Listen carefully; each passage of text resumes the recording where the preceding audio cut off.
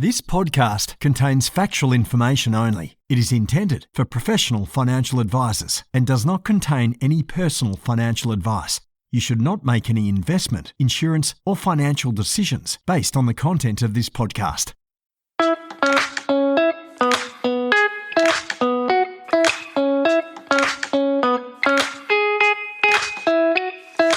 Hey team, Ben Nash here. I'm one of the co-founders at XY Advisor and founder of the rapidly growing Pivot Wealth, which is my business baby I started from scratch about 8 years ago, and I've since scaled up to become one of Australia's better known financial advice companies for high income accumulators. You can join me every Tuesday as I have the pleasure of furthering my own knowledge by interviewing some of the best people in our industry and beyond to improve every part of what we do with our advice process. We're currently hiring financial advisors and associates, so if our approach resonates, you can learn more at pivotwealth.com.au/careers. Futurity Investment Group is Australia's leading provider of education bonds and has over 45 years of expertise in tax and investments. The tax-effective trust-like structure of an education bond is a solution for all generations and provides unparalleled flexibility and access to deliver on client goals, ranging from paying for education costs to family wealth transfers. Hey guys, Ben Nash from the XY Advisor team, and today I'm pumped to be here with the original Beach Bum Advisor, Mr. Darren Johns, the one and only. Darren is the founder, director, and advisor at Align Financial.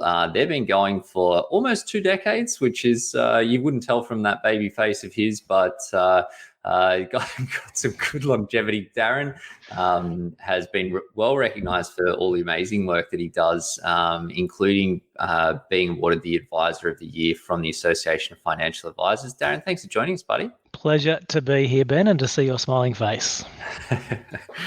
Well, mate, I'm keen to get into it because, as I said, your business has been around for a long time, and I know you've racked up a bunch of accolades for the amazing work that you do with your clients. I thought maybe a good place to start is just unpacking the story and the evolution of your business and how you've ended up where you are today. Yeah, sure. So I had the luxury of starting with a pretty clean slate in 2005. I broke away from a small advisory firm where I was, and I just purchased a dozen or so clients, just enough to, pretty much pay the rent and pay the electricity bills on day one. So I got to design a business, and I thought, well, if I want to be a client of this, or if my parents are going to be a client of my business, what would they want to get? How would I want to deliver it, and how would they receive it? So I got a really privileged to start with a clean slate. I didn't have any legacy business or anything like that. So I just built a small advisory business, giving all the advice, guidance, care, and love we could to clients, and just sort of added to that over the years in terms of what we actually delivered, what we provide, how we provide it, be that in person, remotely, digitally, and onboarded clients with a similar mindset. Nice. And give us the big picture on like, who are you serving? What are you doing? How do you work with them? What does your team look like? Client numbers?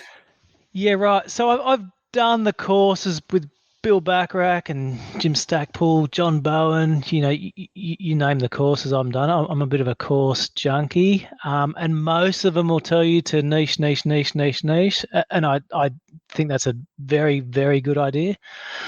I just in business decided not to niche in any particular field or specialization. I just tend to work with people I have a good common interest with, and we have mutual respect and care and appreciation for each other. So that's our niche.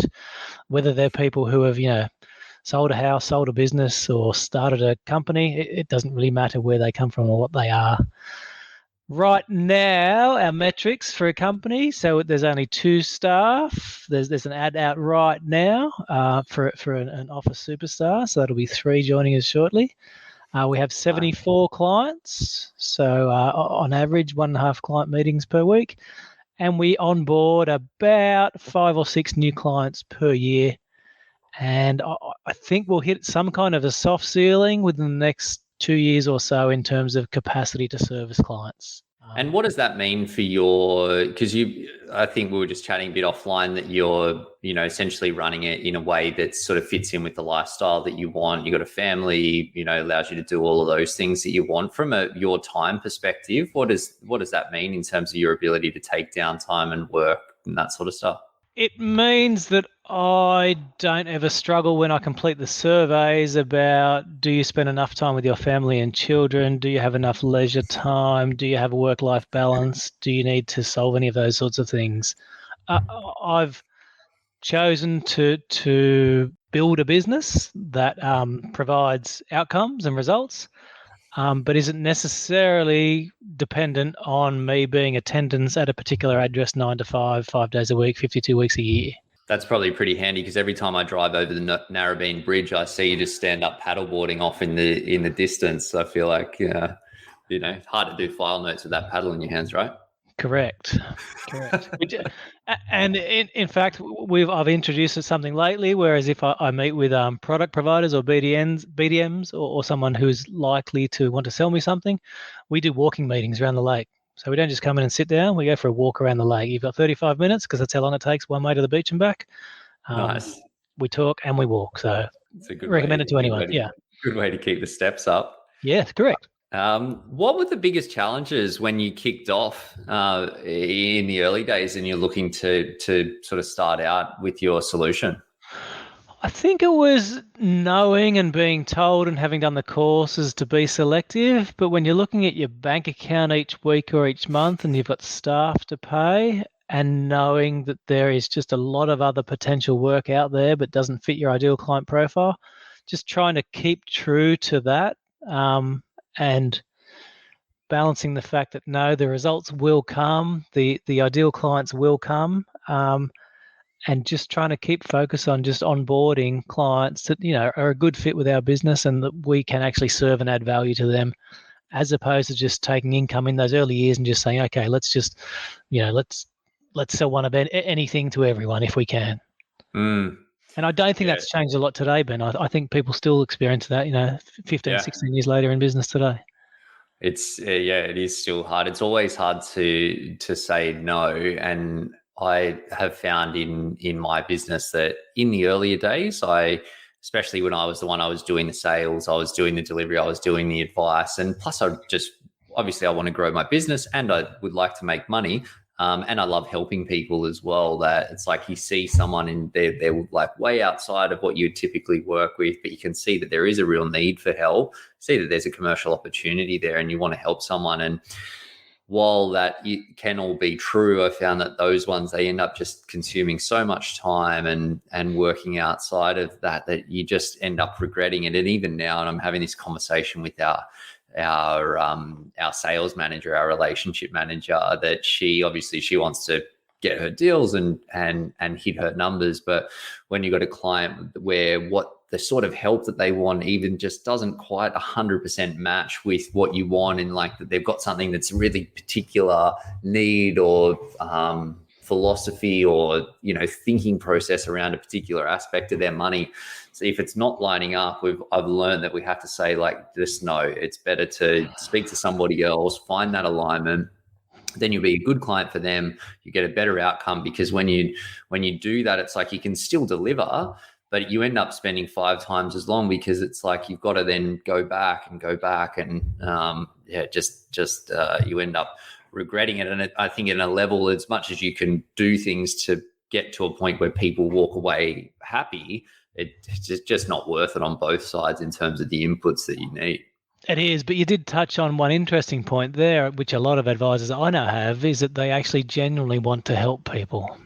And so if you're taking a phone call from a new prospect and they said, look, I've asked this person, nobody seems to be able to help me with this particular issue or this challenge I'm facing, can you help? And they describe it to you and you're like, do you know what, I probably can help you there.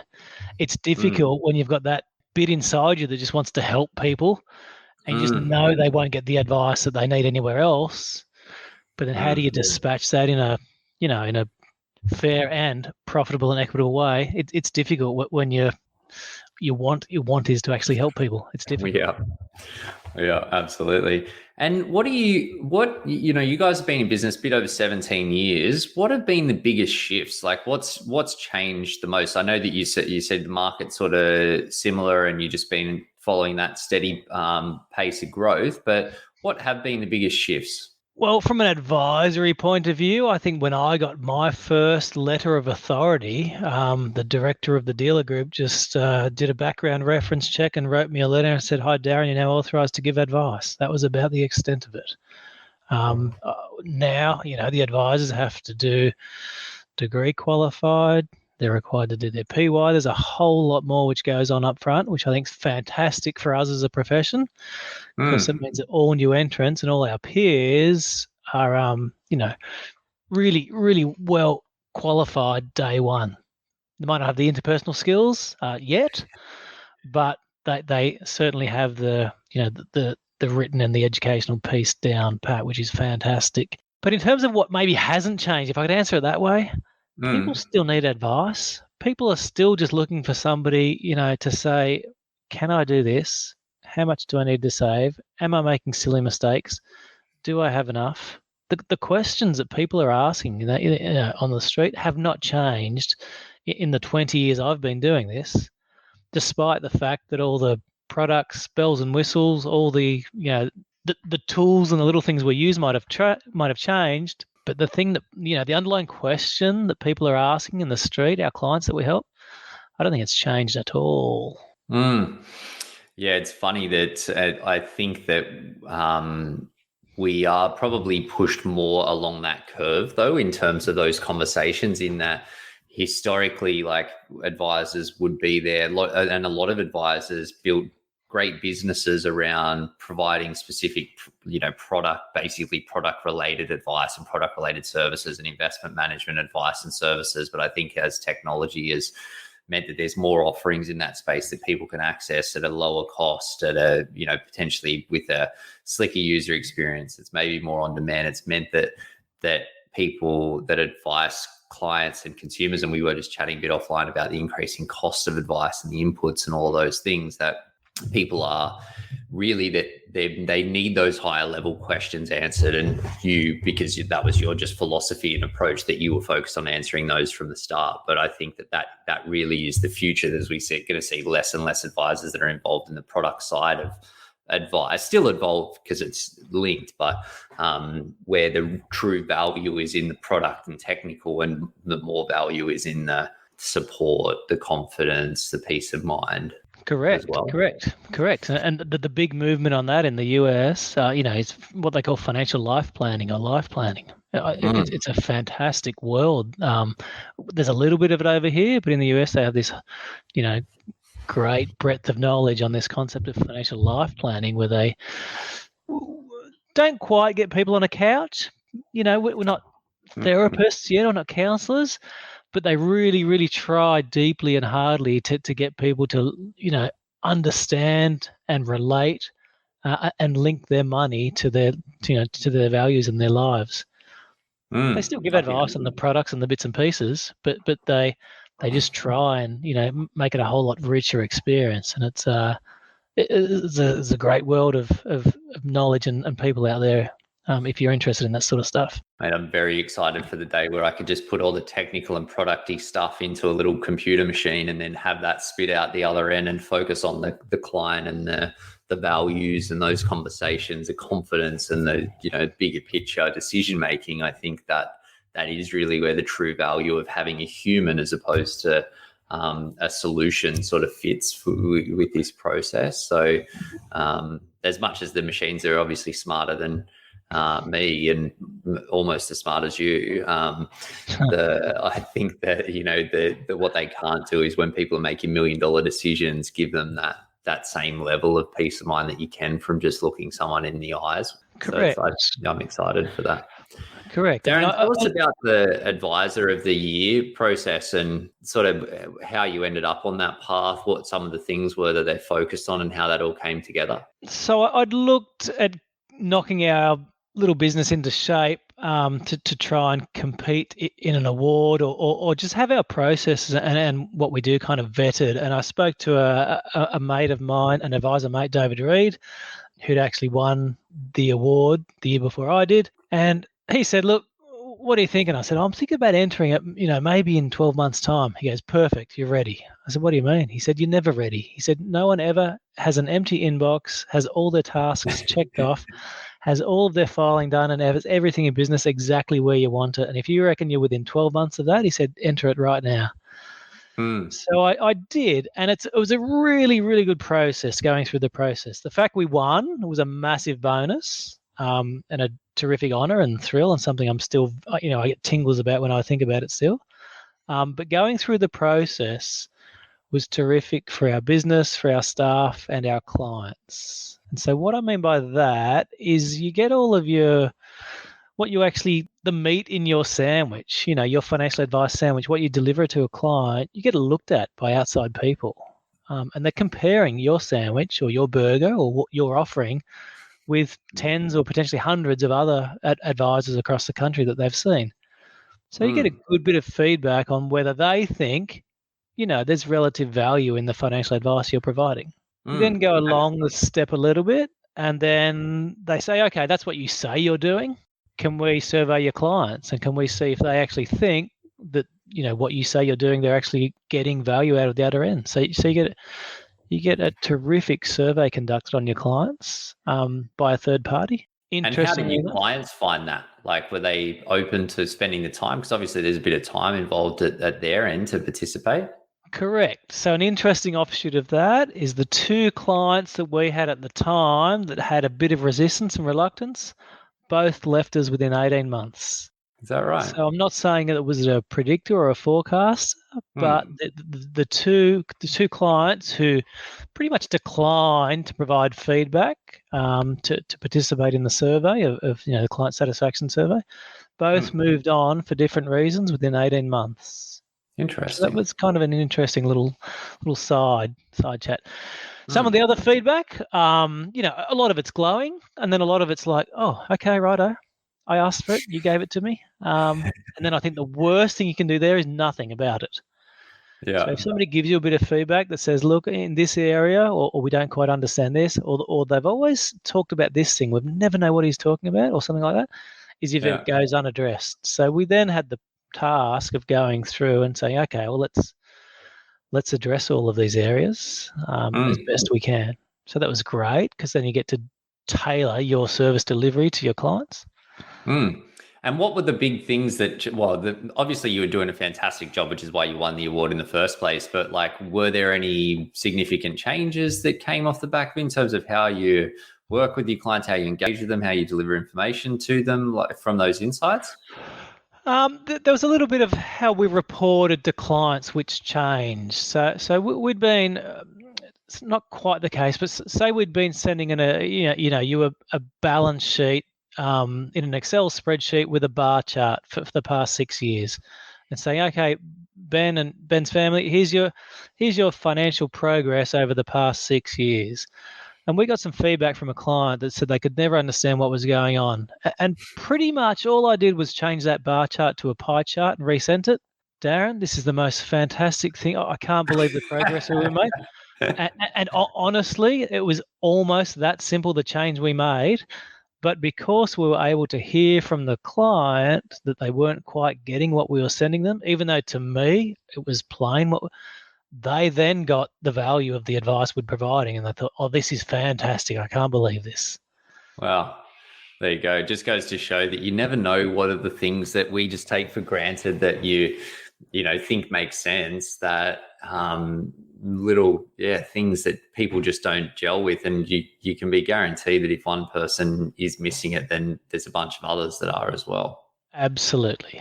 So the difference between the message given and the message received, there's sometimes a massive gap in between.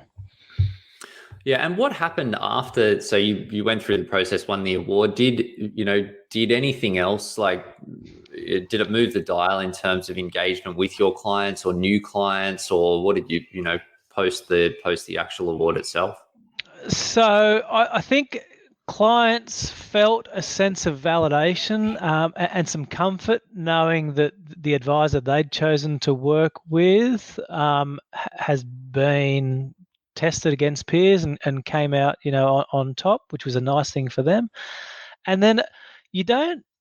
And I spoke to other advisors who've been through a similar process. You don't get 60 referrals the month after, but what you do get is the client gets a much easier conversation to perhaps refer their clients or friends or introduce their friends.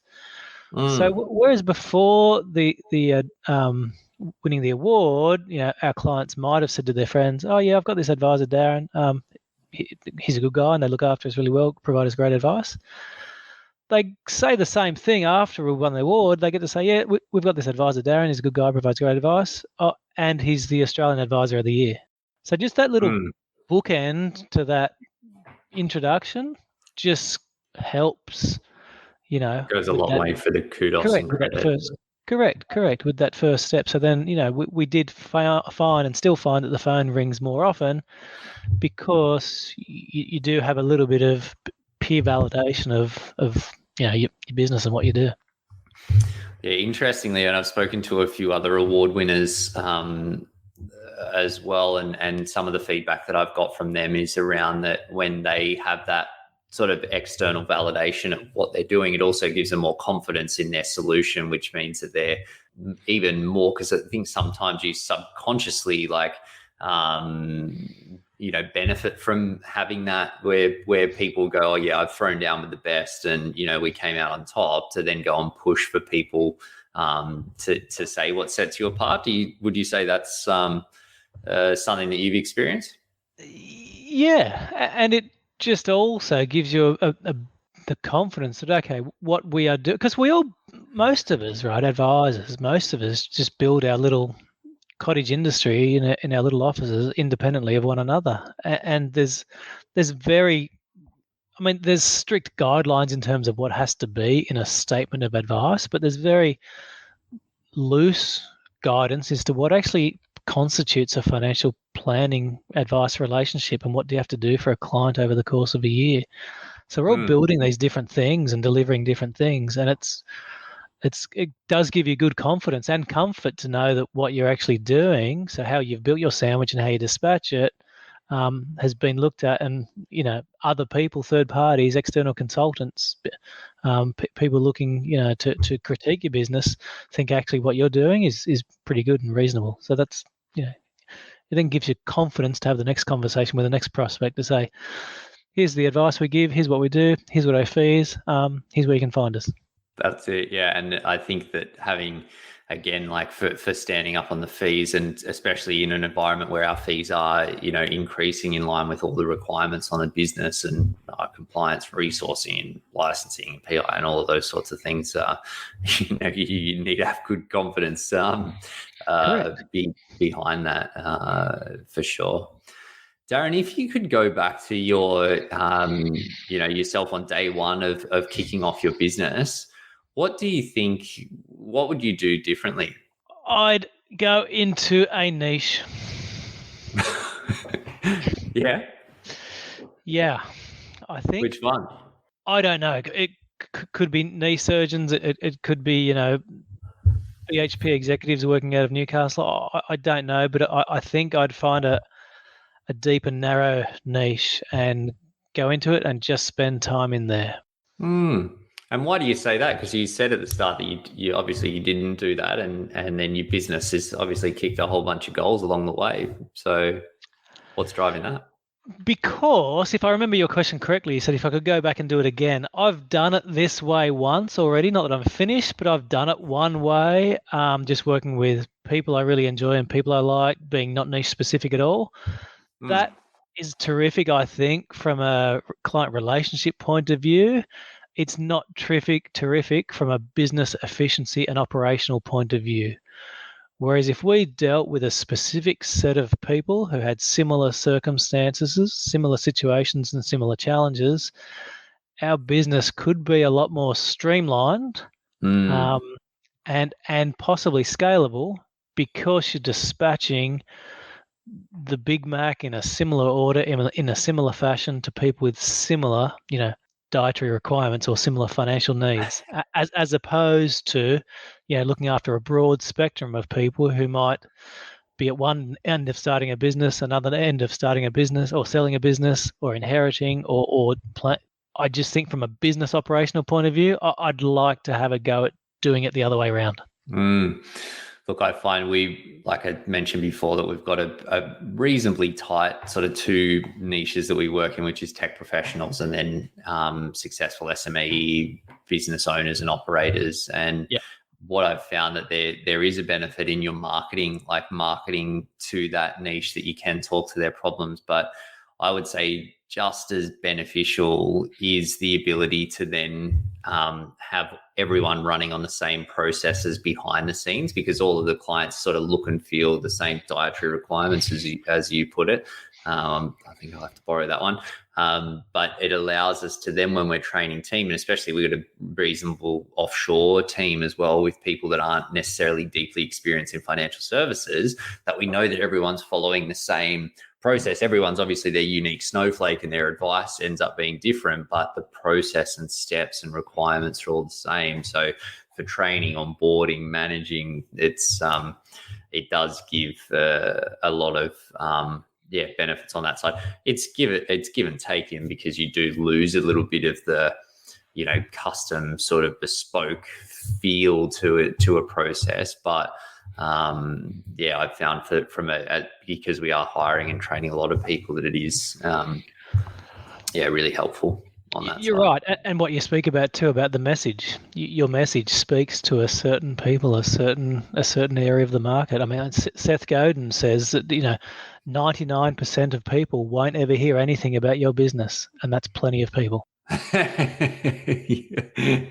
So 99% of Australians probably, you might be different, Ben, because you've got a very high media profile, but for the rest of us, 99% of Australians won't know anything about Align Financial or me or whoever other advisors there are, and that's plenty.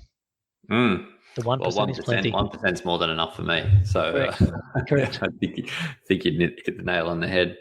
But Darren, mate, thank you so much for sharing your insights. I really appreciate it. You mentioned that you're currently hiring. For anyone that's keen to learn more about the opportunity, what's the best way for them to find out? Jump on our Facebook page, so Align Financial on the Facebook, and have a rummage around and get in touch with me, the big dog. And if you are keen for a bright and sunny board short career on Narrabeen's northern beaches, get in touch. Nice one, mate. All right, well, get around it, guys. I can speak to the lifestyle aspect of that, walking meetings, he's got it all over there. So, mate, thank you. Really appreciate, again, sharing your insights. Been great. Thanks, Ben. See you, mate.